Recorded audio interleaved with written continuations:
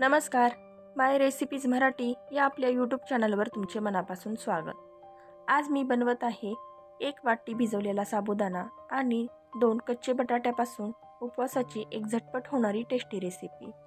चला तर मग लगेच सुरुवात करूया। सर्वात अगोदर एक वाटण तयार करायचे आहे।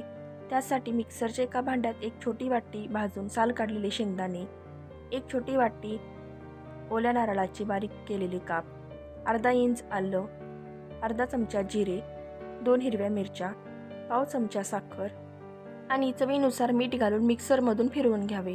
पहा, अशा प्रकारे हे ओबडधोबड असे वाटले जाते। तयार केलेले हे वाटण बाजूला ठेवून देऊया। आता 2 कच्चे बटाटे आहेत, त्याची साल काढून घ्यावी। इथे मी दोन्ही बटाट्याची साल काढून घेतली आहे। आता एका भांड्यामध्ये भरपूर पाणी घ्यावे आणि मोठ्या छिद्राच्या किसणीने हे बटाटे अशा प्रकारे किसून घ्यावेत।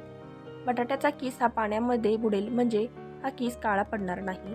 अशा प्रकारे पहा, इथे मी हे बटाटे किसून पाण्यामध्ये बुडवून ठेवले आहेत, म्हणजे यातील स्टार्च पूर्णपणे निघून जातो आणि हा किस अगदी मोकळा सुटसुटीत तयार होतो। एका चाळणीतून हा किस गाळून घ्यावा, म्हणजे यातील पाणी दुसऱ्या भांड्यामध्ये पडेल आणि चाळणीवर हा बटाट्याचा किस राहतो तो हाताने दाबून अशा प्रकारे यातील पाणी पूर्णपणे काढून टाकावे। व्हिडिओमध्ये तुम्ही पाहू शकता, इथे मी हा बटाट्याचा किस पूर्णपणे पाणी काढून एका प्लेटमध्ये काढून घेतला आहे। आता यामध्ये हा भिजवलेला 1 वाटी साबुदाणा घालावा आणि हा बटाट्याचा किस आणि साबुदाणा हाताने व्यवस्थित मिक्स करून घ्यायचा आहे। आता गॅसवर एक पॅन गरम करायला ठेवावा। यामध्ये 2 चमचे तूप घालावे। तूप चांगले वितळले की यामध्ये अर्धा चमचा जिरे घालावेत आणि हे जिरे छान फुलू द्यायचे आहेत। आता यामध्ये एक छोटी वाटी कच्चे शेंगदाणे घालावेत आणि 2-3 हिरव्या मिरच्याचे काप घालावेत आणि तुपामध्ये हे शेंगदाणे, हिरव्या मिरच्या अगदी मंद आचेवर छान भाजून घ्यायचे आहेत। या शेंगदाण्याला हलकासा सोनेरी रंग येईपर्यंत परतून घ्यावे।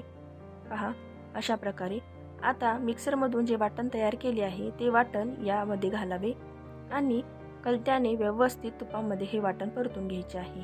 पहा, अशा प्रकारे हे वाटण इथे मी तुपामध्ये छान परतून घेत आहे। हे वाटण हलकेसे मोकळे होऊ द्यायचे आहे।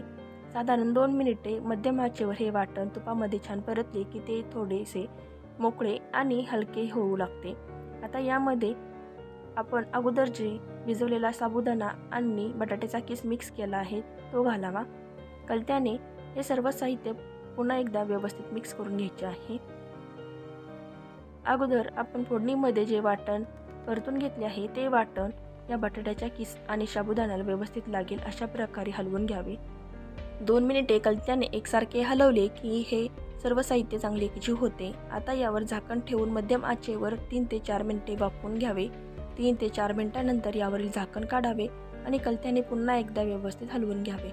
पहा, अशा प्रकारे झटपट तयार होणारी ही उपवासाची साबुदाणा आणि बटाट्याच्या किसाची रेसिपी किंवा खिचडी तयार झाली आहे।